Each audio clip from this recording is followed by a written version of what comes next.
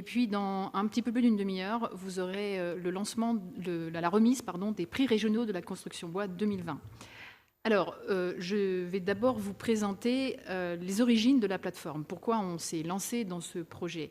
Ça part de plusieurs constats. Le premier, c'est, je pense que pas mal de monde le sait, un déficit commercial de la filière bois en France, avec, si on va un petit peu vite, une économie de pays en développement, puisqu'on envoie notre matière première à l'étranger pour la transformer. Elle revient sous forme de parquet, sous forme de différents produits de menuiserie, et donc la valeur ajoutée se fait à l'extérieur. C'est un peu rapide comme présentation, on pourrait développer ça, mais globalement, c'est un peu ça le problème. Deuxième constat important, que tout le monde sait également, je pense, c'est qu'on construit essentiellement, quasiment exclusivement, avec du résineux d'importation. Alors pour nous, c'est de l'importation, ça peut être d'autres régions françaises, mais la plupart du temps, c'est plutôt de l'importation, de l'exportation de pays nordiques, Suède, Finlande, etc. Autre caractéristique importante, en France, on a une forêt constituée à 75% de feuillus. En région Hauts-de-France, on est à plus de 90%, près de 95% de feuillus. Donc une caractéristique importante qui se renforce également d'une caractéristique peuplier. Nous sommes dans le deuxième bassin populicole européen, un bassin qui couvre également une partie de la Champagne et une partie de la Wallonie. De ces constats est née une volonté politique qui a été partagée à la fois par les élus des conseils régionaux à l'époque, puisqu'on était avant la fusion, donc Nord-Pas-de-Calais et Picardie, et également par les élus professionnels, donc la filière régionale, une volonté de faire un peu bouger ces curseurs, essayer de mieux, un peu plus en tout cas, transformer des bois locaux en région, et pour ça, renforcer notre économie régionale et développer nos emplois, puisque c'est bien ça l'objectif, c'était quand même de renforcer notre tissu économique en transformant plus de bois locaux en région. Et cette volonté, elle a été inscrite dans le master plan forêt-bois 2016-2020, qui a été notamment approuvé par la région en mai 2018. Concrètement, comment ça s'est traduit? Ça s'est traduit par un soutien politique de la région à cette construction en bois locaux avec un appel à projet. Alors, je n'ai pas le temps de détailler, mais je vous invite à contacter FIBOA si vous voulez en savoir plus. Mais il y a un soutien financier de la région au recours au bois local pour la construction et la réhabilitation. Et puis, c'est aussi la constitution d'une expertise régionale en région Hauts-de-France, puisqu'il y a maintenant plus de 10 ans, on a des passionnés qui se sont plongés dans le sujet, qui ont testé, cassé du bois dans des laboratoires, constituer une méthode de classement mécanique du peuplier et même créer une machine de classement mécanique. Ce qui fait que les Hauts-de-France, aujourd'hui, sont clairement des pionniers en termes d'utilisation du peuplier en structure, et avec aujourd'hui près d'une quinzaine de bâtiments de référence. En fait, cette situation, elle a créé une problématique, puisqu'on s'est retrouvé à un moment avec une augmentation peu à peu de la demande en produits en bois local, avec notamment ce soutien politique et cette volonté politique, mais une offre qui, elle, augmentait un peu moins rapidement, et donc des difficultés d'approvisionnement. Il était donc nécessaire d'intervenir pour aider nos entreprises à se structurer, à être en capacité de répondre à ce besoin, pour bien sûr stabiliser les produits, garantir un approvisionnement et donc rassurer les porteurs de projets. Alors, il se trouve qu'à ce moment-là, il y avait un appel à projet du ministère de l'Agriculture qui était aussi de la forêt à l'époque. Petite note, maintenant il ne s'appelle plus de la forêt, mais à l'époque il s'appelait de la forêt. Et il y avait cet appel à projet qui nous a permis de faire financer une étude sur l'amont forestier. Et donc, ça nous a permis de faire cette étude cofinancée par le Conseil régional auprès d'une trentaine d'acteurs régionaux et de tester cette idée qu'on avait de réaliser une plateforme de commercialisation du bois local. Cette conclusion d'étude, il y a à peu près 2 ans, jour pour jour, c'était en octobre 2018, la conclusion de l'étude, c'était oui, c'est maintenant, il faut y aller, il y a une volonté politique, on l'a vu, il y a une demande, on l'a vu également, et puis il y a aussi une expertise technique et il y a un marché, et c'est maintenant qu'il faut le faire, et il faut structurer tout ça. La suite, ça a été qu'au cours de l'année 2019, chaque mois, on a eu un groupe d'une douzaine de structures, alors un petit peu tous les maillons de la chaîne, qui se sont réunis, qui ont travaillé sur tous les aspects de ce dispositif. Vous imaginez bien qu'il y avait beaucoup de choses à voir et on a travaillé tous les mois là-dessus. On était accompagnés par 3 intervenants que vous voyez à l'écran. Donc, C4CI qui nous a accompagnés, qui avait fait l'étude d'opérationnalité, qui a également travaillé sur l'ingénierie globale du projet, qui fait également le site internet qu'on vous présentera tout à l'heure rapidement. Un cabinet juridique, évidemment, il y a eu beaucoup d'aspects puisqu'on a créé une société, cabinet ABPM Avocat qui se trouve à Compiègne et à Amiens, et puis une agence plutôt là pour les parties marketing et communication, Staminic à Lille, pour la création de la marque qu'on vous présentera tout à l'heure. Et donc, le résultat de tout ça, c'est qu'en février 2020 a eu lieu l'Assemblée générale constitutive d'une société coopérative d'intérêt collectif qui s'appelle Plateforme Bois HDF, avec 6 associés. Et je vais laisser maintenant la parole donc à Sébastien Caron, qui est le responsable de cette plateforme, pour vous présenter justement en quoi tout ça consiste.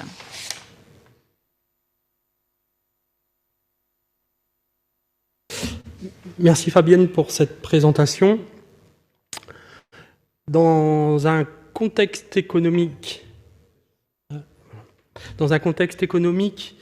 favorable à la filière bois, de plus en plus de structures, comme les entreprises, les collectivités locales et le grand public se tournent vers l'approvisionnement local.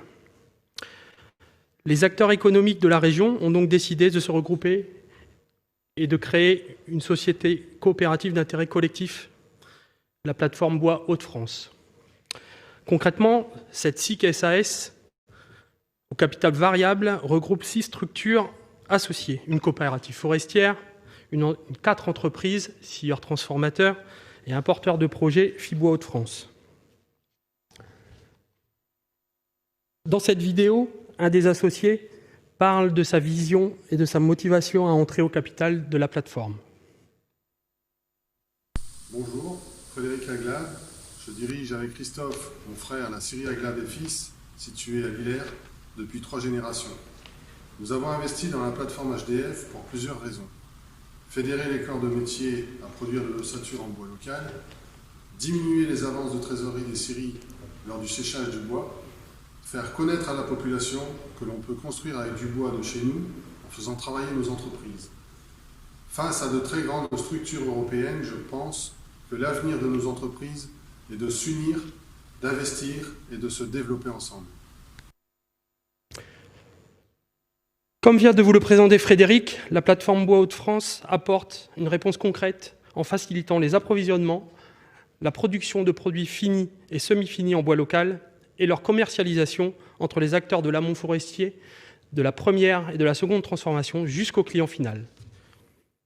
Pour pouvoir livrer des produits de bois qualité, à prix compétitif et dans des délais maîtrisés, les chantiers de construction bois des Hauts-de-France en apportant transparence et contrôle aux parties prenantes.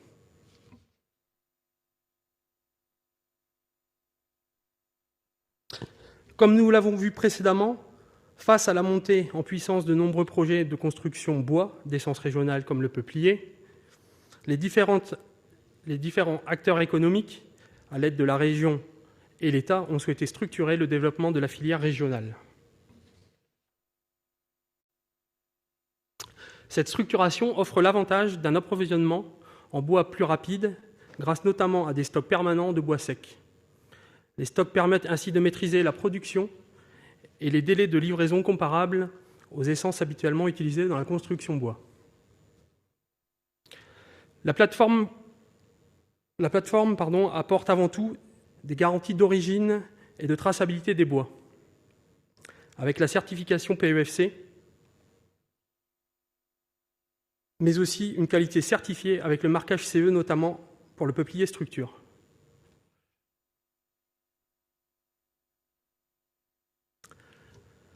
Pour atteindre nos objectifs, nous avons mis en place des moyens opérationnels. Un responsable de la plateforme, ses missions principales: développer les relations commerciales avec les différentes parties prenantes, mais également élargir les relations avec les nouveaux adhérents. Sensibiliser les acteurs économiques, tels que les collectivités locales, les entrepreneurs, les promoteurs, les bureaux d'études, les architectes, sans oublier les bailleurs sociaux et les privés. Garantir la qualité des bois reçus et livrés, et enfin élargir la gamme des produits proposés par la plateforme.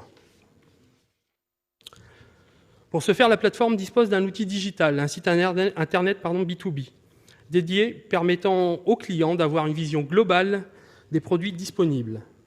Mais également, il permettra à l'administrateur d'avoir une gestion des flux commerciaux simplifiée. De plus, il aura une visualisation des stocks en temps réel, lui permettant d'anticiper les besoins en volume de bois en fonction de l'actualisation des chantiers. La machine de classement La plateforme possède une machine de classement à disposition de ses membres. Cette machine de classement mobile permet de mesurer la résistance mécanique des bois produits à destination de la construction en respectant le cahier des charges bois de structure peuplier classés mécaniquement. Elle proposera des bois de structure classés C18 et C24. Également, des poutres de lamellé collées classées GL20 et GL24.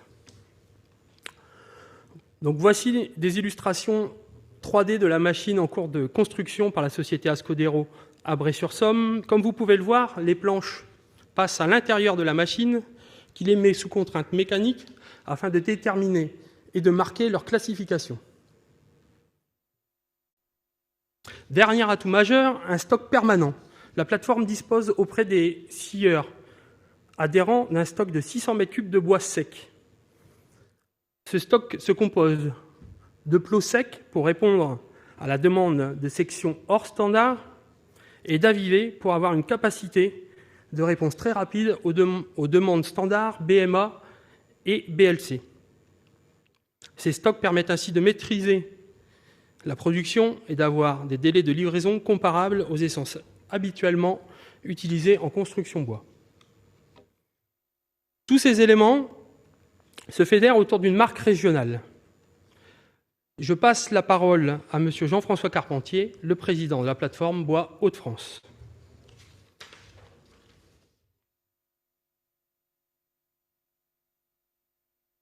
Merci Sébastien. Tous ces éléments que Sébastien et Fabienne vous ont présentés, nous voulons les fédérer autour d'une marque régionale, Avivio. Avivio est porteuse de valeurs que nous allons vous présenter sur les diapos suivantes. Cette marque donc, se veut être la bannière commune d'un groupe d'acteurs de la filière bois des Hauts-de-France. Elle représente une garantie d'origine, une qualité de produit, un savoir-faire et un engagement d'acteurs. Cette marque Avivio, c'est aussi la mise en place d'une organisation et d'outils pour développer les produits du bois de notre terroir.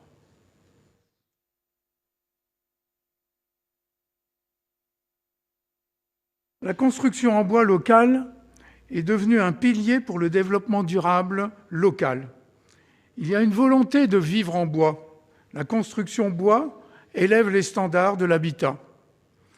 La filière bois est un moteur de développement pour les Hauts-de-France. La solidarité entre les acteurs de la filière est un gage de réussite du développement local. Je vais maintenant vous passer la parole à M. Frédéric Nious, délégué conseiller régional Hauts-de-France, qui va vous donner la position de la région.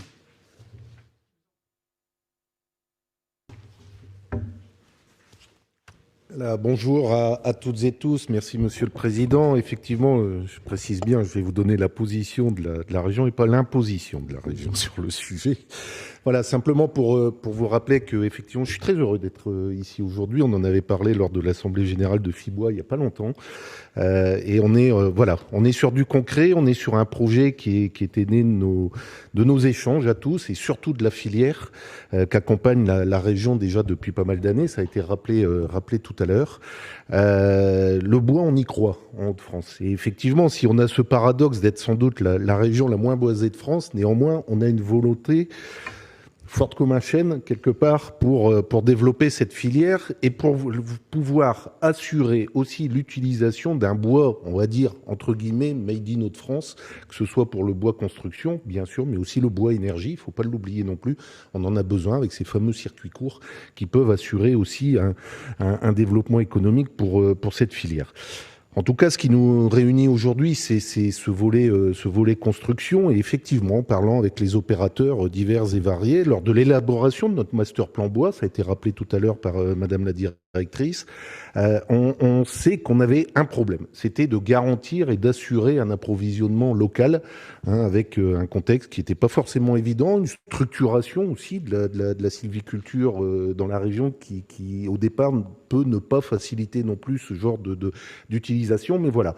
Tout le monde s'est mis à travailler ensemble avec Fibois, et je salue le travail remarquable qui est fait par cette structure, qui réunit les opérateurs publics, privés, les collectivités et autres. La région en est partenaire aussi.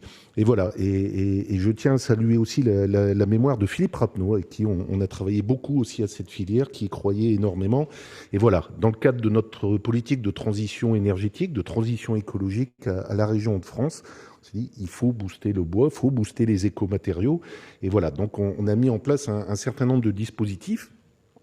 Et l'un des premiers était justement de pouvoir assurer cet approvisionnement, tout simplement, parce qu'il ne s'agit pas de convaincre les donneurs d'ordre de fabriquer en bois, encore faut-il qu'ils puissent trouver le bois pour le faire, et si possible, tant qu'à faire, que ce soit du bois régional. Ce qui nous intéresse, c'est vraiment une localisation, une régionalisation de l'approvisionnement et de la fabrication. Ce qui fait qu'on a travaillé donc à l'élaboration de cette plateforme. On l'a financée au titre de la région, que ce soit pour l'investissement avec une subvention de 55 000 €, avec le fonctionnement, une subvention de 81 000 € justement pour booster les choses, rendre possible cette bonne idée d'une plateforme. Et je tiens à saluer les membres fondateurs, quelque part, ici réunis, qui vont faire fonctionner cette plateforme, et on sait qu'elle va fonctionner bien. Ça a été financé par le Fratri. Le Fratri, c'est quoi? C'est le Fonds régional d'amplification de la troisième révolution industrielle, c'est-à-dire justement le fait d'assurer cette transition énergétique, de cette transition écologique, pour montrer que justement ces questions de développement durable et le business, c'est pas incompatible, au contraire. Et que justement, on a la possibilité, par le bois notamment, mais aussi d'autres matériaux, mais par le bois, de pouvoir répondre à ces enjeux. Et c'est avec ce fonds qui unit des budgets venant de la région de France, mais aussi de l'ADEME, de l'État, qui rendent possibles ces initiatives et ces actions de terrain. Ça, c'est le premier effet du Fratri. Mais il y a un deuxième effet également. C'est que le Fratri, on a prévu avec l'ADEME d'avoir une ligne spécifique sur le bois. Et donc de pouvoir aider justement des projets locaux, des projets territoriaux sur le bois. Le but, c'est quoi? C'est de montrer justement que construire un bâtiment bois, on est ici dans un superbe bâtiment, c'est pas simplement pour les agglomérations ou les villes riches, comme certains le pensaient, c'est de rendre cela accessible à tous les territoires, à toutes les communes, à tous les donneurs d'ordre, dans les territoires ruraux, dans nos campagnes et autres. Et ça nous permet justement d'aller aider ces opérateurs, ces communes, ces collectivités, ces entreprises aussi, puisqu'on finance aussi des entreprises pour ces opérations-là. Alors, prenons en charge, et je crois que c'est très important de le rappeler, le surcoût lié au bois.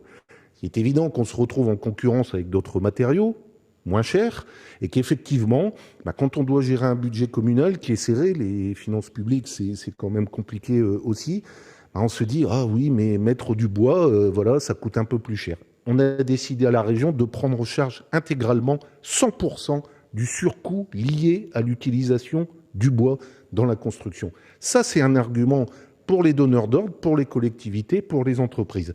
Et ça, c'est via le Fratri également qu'on peut opérer ce type d'opération. Alors, c'est pas négligeable, on a financé 42 bâtiments vitrines dans la région qui servent aussi à montrer que tout cela, c'est possible. Nous en avons visité quelques-uns ensemble. On est allé sur Trélon, on est allé à Cambronne dans l'Oise. Il y a beaucoup de secteurs qui font ces bâtiments bois là maintenant. Et je crois que voilà, c'est une opération qui fonctionne bien. Le Fratri a mobilisé 3 millions d'euros déjà pour aider à ce type d'opération. Et ça va continuer. Je vous l'annonce ici aujourd'hui. Et parce que dans le cadre du plan de relance régional voulu et porté par Xavier Bertrand, là, les questions de rénovation de bâtiments, de construction, de transition énergétique font partie de ce plan de relance, et donc il y a des fonds garantis, et le Fratri notamment va pouvoir continuer à soutenir largement et de façon importante ces dispositifs. également aussi au type de nos aides directes. On a des aides, par exemple, au niveau de la région, qui permettent d'aider les particuliers à l'utilisation d'écomatériaux. Le bois en fait partie, et ils peuvent être aidés à cela. Et ce fonds va être augmenté aussi. C'est une prime qui peut monter jusqu'à 6 000 €. C'est pas négligeable non plus pour le particulier. Donc vous voyez, on mobilise tout un ensemble de dispositifs qui permettent justement de faire en sorte que le bois ne soit pas oublié dans à la fois les dispositifs de construction, dans le processus de relance. Nous l'avons rappelé à l'État, il faut absolument pouvoir booster la filière. Mais à côté de cela, il faut donc le fonctionnement de cette plateforme, justement, pour permettre d'assurer, une fois qu'on aura généré la commande publique ou la commande de certains donneurs d'ordre, faire en sorte qu'ils trouvent du bois pour construire, et tant qu'à faire, du bois Hauts-de-France. Voilà, c'est la volonté de la région, donc nous serons toujours aux côtés de la filière, justement, parce que le bois, on y croit. On veut vraiment que ça bouge à ce niveau-là. Et je vous annonce aussi, on a été gêné un petit peu avec le Covid cette année, malheureusement là-dessus, mais comme malheureusement toutes les filières de construction ou d'activité, on avait prévu de faire un tour un petit peu pour montrer toutes ces réalisations, les mettre en avant et montrer que c'est possible, on peut tout faire avec du bois. Et donc ce Wood Tour Hauts-de-France qu'on avait prévu en 2021, on le fera en 2020, on le fera l'année prochaine, ensemble, pour amener justement les nouveaux élus. 2020 a été une année d'élection, des nouveaux responsables de ces sujets-là, de la construction, ou de la transition, ou du développement durable dans les intercommunalités, dans les communes. Et donc, on leur proposera justement à ces nouveaux élus de venir avec nous faire le tour de ces réalisations au travers de la région pour montrer qu'on peut faire une mairie en bois, on peut faire un local d'entreprise en bois, on peut faire une salle des sports ou un foyer rural en bois. On a plein de possibilités de leur montrer que c'est faisable, on a des professionnels de qualité et on a un approvisionnement local qui nous permet de structurer cette filière. Moi, j'oublie jamais, vous le savez, Xavier Bertrand parle toujours de développement économique en disant la région au travail, c'est la premier objectif qui nous anime. Je me rappelle que c'est le deuxième employeur quand même régional, le bois. Il ne faut pas l'oublier. Le premier, c'est l'automobile. Le deuxième, c'est le bois. On ne le sait pas forcément, mais voilà. C'est une filière, c'est à peu près 40 000 emplois ici dans la région. Il y a encore plus de potentiel là-dessus. Il faut faire travailler cette filière et la région sera donc aux côtés de cette filière en mobilisant ses outils sur le sujet. Je terminerai juste sur un point, puisque nous étions en séance plénière de la région hier. On a fait voter un dispositif avec le bassin minier dans le cadre de l'ERBM pour la rénovation des cités minières. C'est 23 000 logements qui doivent être renouvelés. Et nous avons décidé hier d'apporter un bonus de 2 000 € par logement qui utilisera des biomatériaux. Le bois peut en faire partie. On travaille aussi avec les bailleurs sociaux miniers, justement, pour réfléchir justement à l'intégration du bois dans la rénovation de ces cités minières. Voilà, ça montre que partout où on a l'occasion de le faire, la région n'oublie jamais le bois et ne l'oubliera jamais. Voilà. Merci, et en tout cas, vive le bois, mais le bois Hauts-de-France. Merci.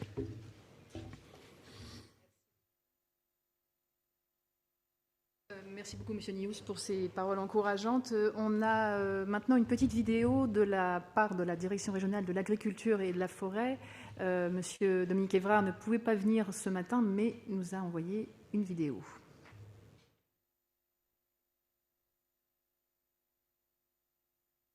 Bonjour à tous, je me présente Dominique Évrard de la DRAF Hauts-de-France, service forêt-bois. Eh bien, aujourd'hui, la DRAF est satisfaite du succès du projet porté par l'interprofession Fibois. C'est un projet que la DRAF a soutenu dès le début. Il est né à l'occasion d'un appel à projet lancé par le ministère de l'Agriculture fin 2016 et qui s'appelait « Innovation et investissement pour l'amont forestier ». À l'époque, nous avions reçu 6 dossiers. Et c'est le seul qui a été retenu par le ministère. Un dossier qui présentait 2 qualités, notamment le fait qu'il soit porté par de nombreux partenaires de l'amont et de l'aval, et puis le fait qu'il ait un caractère fortement innovant.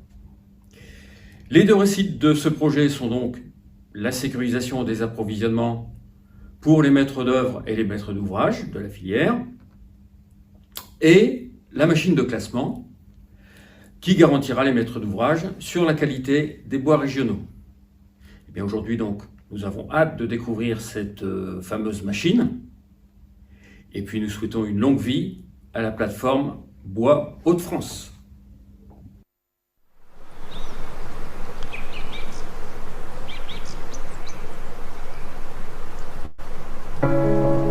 Avec le soutien de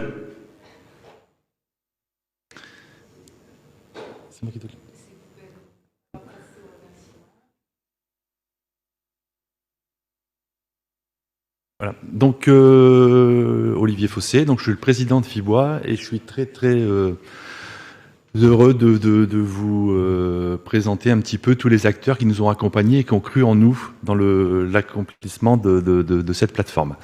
Donc, comme l'a dit Monsieur Évrard de la DRAF, le point de départ consiste à un appel à projet du ministère de l'Agriculture et de l'Alimentation sur lequel on a présenté ce projet structurant de filière qui consistait donc à créer une plateforme dématérialisée permettant de sécuriser les approvisionnements en bois de notre filière régionale. Et ce projet a été le seul retenu en Hauts-de-France et il est un peu le projet pilote avec l'intention d'autres régions qui nous regardent avec vraiment beaucoup d'attention parce que le modèle économique, il est particulier. Il consiste à structurer, accompagner les scieurs à la première transformation. Donc merci encore à Monsieur Évrard et le ministère de l'Agriculture de nous avoir permis de lancer ce projet. On a été tout de suite, et ça je ne cesserai de le dire, accompagné par la région. Un grand merci. Monsieur Nious était ici présent. Donc la région nous a toujours accompagnés du début de ce projet structurant jusqu'à aujourd'hui. Nous avons donc dans l'élaboration de ce projet passé par plusieurs phases et donc la particularité a été que nous sommes certes accompagnés, mais que financièrement, nos dépenses ne sont prises en charge que sur dépenses acquittées. Et nous avons donc eu le soutien de nos membres, donc pour vous dire que la filière se prend également en charge, puisque de nos membres de l'Interpro nous ont accompagnés, nous ont avancé de la trésorerie afin que nous puissions engager les travaux le plus rapidement possible.